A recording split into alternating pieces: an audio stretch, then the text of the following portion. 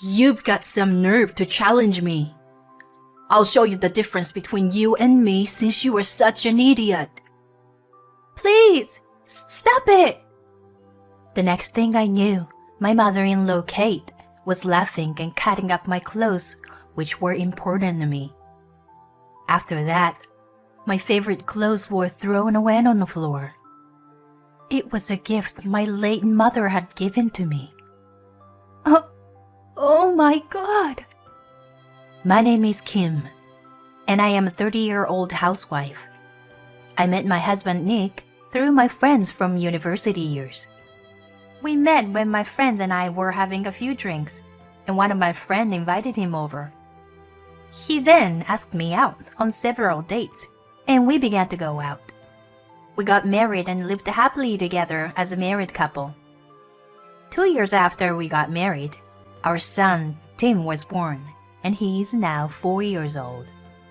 I thought I would be able to live peacefully while watching my son grow up. But then, an unexpected event made my life a living hell. That event was moving in with my in-laws. One day, we were suddenly forced to move in with my in-laws. But as I recall, originally, my brother-in-law and his wife moved in a few years ago at my parents-in-law's house. Then, to my surprise, I learned that my brother-in-law and his wife had already divorced a few years ago. And my brother-in-law is currently living on his own. Nick also had no idea about that either. And as for my brother-in-law and my parents-in-law, they didn't mention it because we didn't ask any information about that. I thought that a family member should notify such an important news. But since we only saw them at New Year's, they might have planned to tell us when we came to see them then. I didn't have any bad impression about Kate, who was my mother-in-law. Whenever I visited my parents-in-law, even though Kate wasn't too friendly, she didn't nag to me about anything in particular, and she had a pretty straightforward personality. For me, I find it more annoying if she nagged about things in particular, so I was very grateful for the distance she kept with me. Plus, my parents-in-law loved my son, so I didn't think it would be a problem for us to live with them.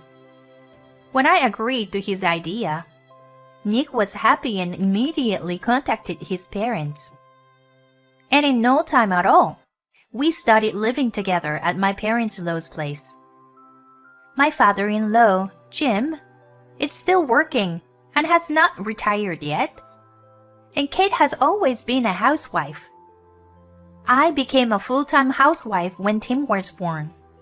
And since it had only been a few years, I had hoped that Kate would teach me many things, including her recipes. But even without having such thoughts, I was forced to do housework, even when there were times I didn't want to. The first day of living together was just a normal day. Both my parents-in-law welcomed us with smiles. And that day, we had a feast to celebrate for new beginnings. But the next day, Kate's attitude suddenly changed. "How long are you gonna be sleeping?" "Oh, I'm sorry. It's still 5:30 in the morning, and my head hurts because I was given so much alcohol to drink last night. As a wife, you have to get up before anyone else in the family." Around what time should I get up?" "Well, I basically get up around this time, so you should try to get up at 5 a.m. at least." 5 a.m.? What? Do you have something to say to me for being a housewife? No. It's not a good idea to make our relationship worse from day one of living together. Besides, getting up early is good for your health, so I should get used to it anyways. Well then, please start making lunchboxes for Jim and Nick. Yes, I understand. And just as I began to cook normally, "What are you doing?" Kate had slapped my hand, which was holding the knife, very hard. You're doing it completely wrong. What am I doing wrong? Don't think that you'll be told everything. Think on your own. Okay. I rubbed my hands, which were turning red, as I watched Kate's knife work. But I couldn't really see how her knife work was different from mine. To be honest, I think I cut more cleanly and quickly than she did. Even after that, Kate's bullying didn't stop. She should get furious with me about things that didn't matter, such as how poorly I cleaned the house, how badly the food was seasoned, how crooked my back was, or how she didn't like the pattern on my socks. Kate's anger was like a magma, never knowing when it would erupt abruptly. So, I was pretty traumatized, and it was normal for me to spend my days worrying all the time, trying not to offend Kate or get in her way. It was so hard for me that I consulted my husband about it, but my husband missed my point by saying, "Mom thinks it's for your own good, so be more grateful to her." No matter what I said further, he wouldn't listen to me, assuming that I was just complaining. Somewhere along the way, I began to live each day by killing my emotion, thinking that if I only put up with myself, everything would be all right. If I did that, this house would run in peace. All I had to do was to be patient. 3 years had passed since I realized that I was living like that. As usual, Kate's bullying towards me continued. But since I had been apologizing to her all the time, I was never always subjected to her excessive bullying. One day, however, something horrible and unexpected happened. It happened with my son, Tim, was in the living room with Kate and I. Tim wanted to watch a cartoon that was on, and had asked Kate if he could change the channel. However, Kate refused because she was watching her show.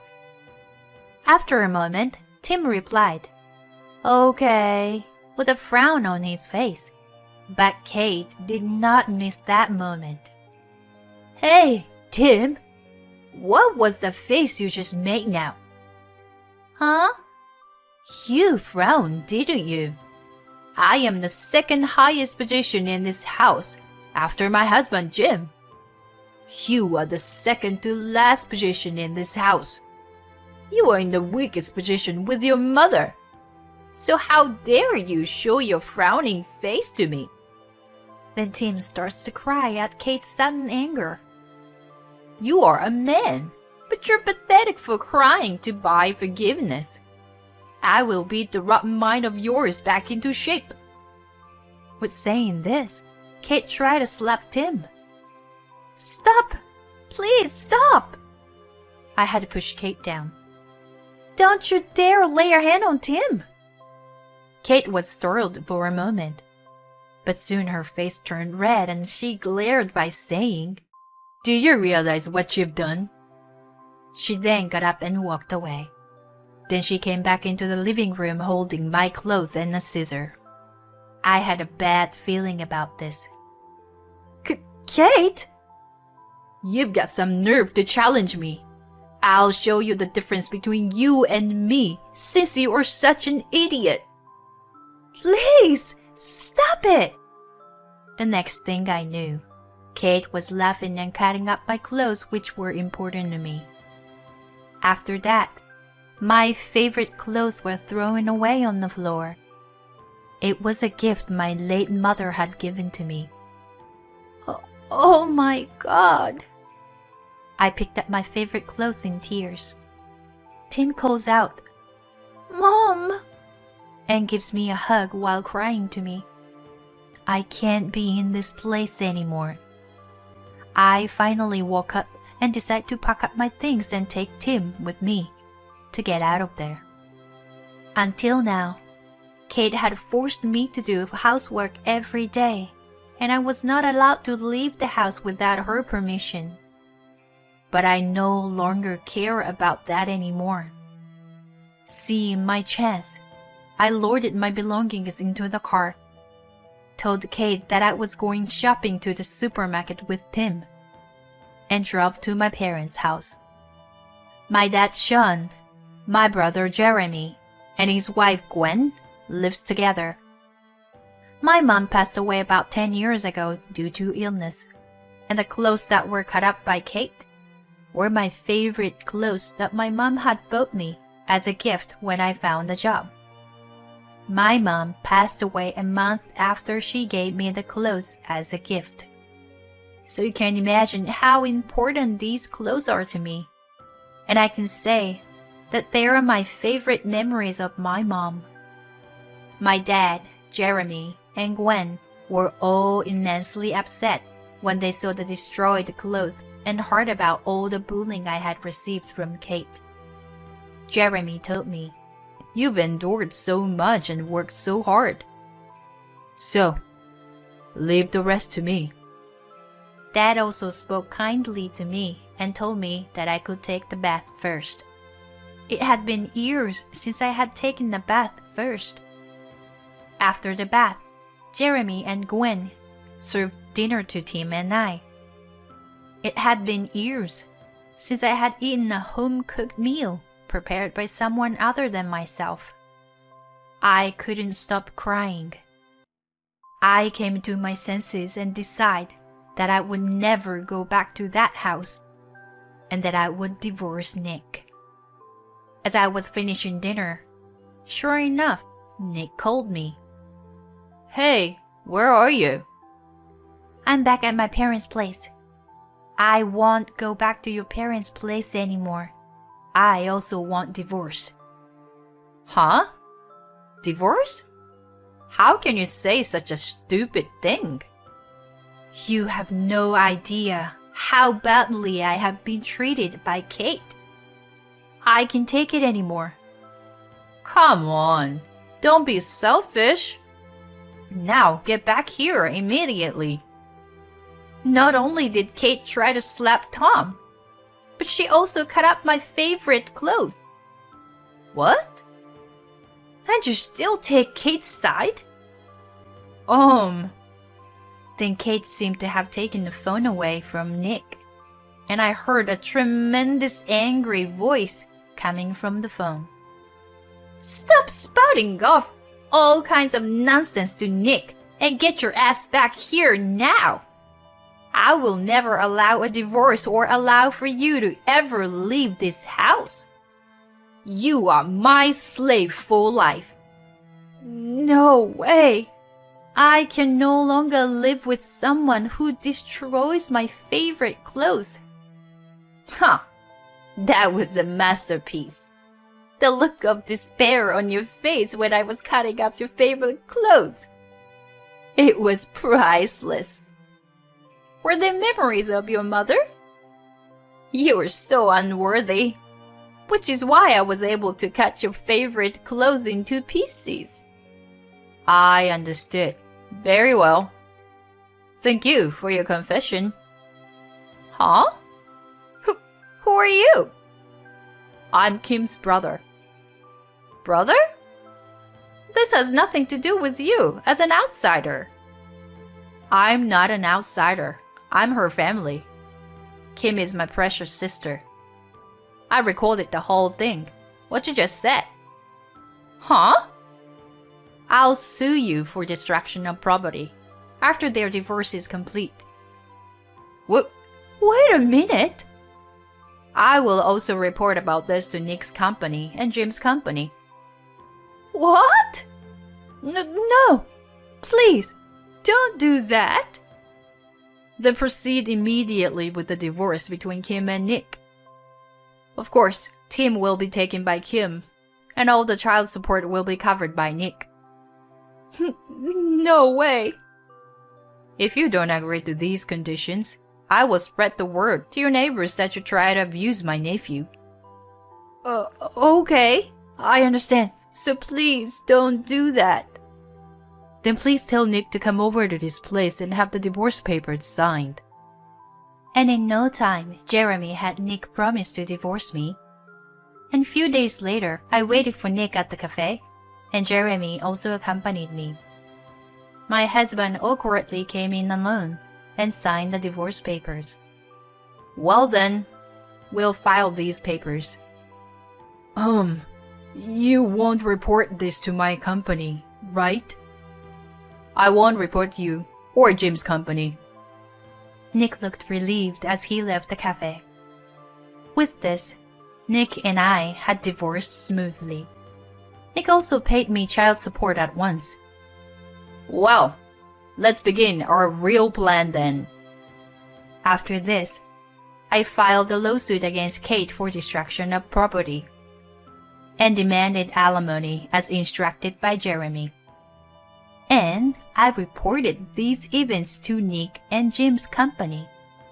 As a result, both Nick and Jim's career are affected because they are now known as bystanders who only silently watch Kate's unbelievable behavior and doing nothing about it from their co-workers.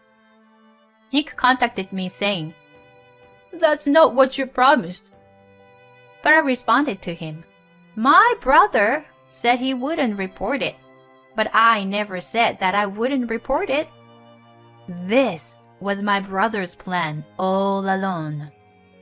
My brother decided that the only way to deal with unreasonable people was to be unreasonable, and to thoroughly have Nick and his parents suffer the consequences.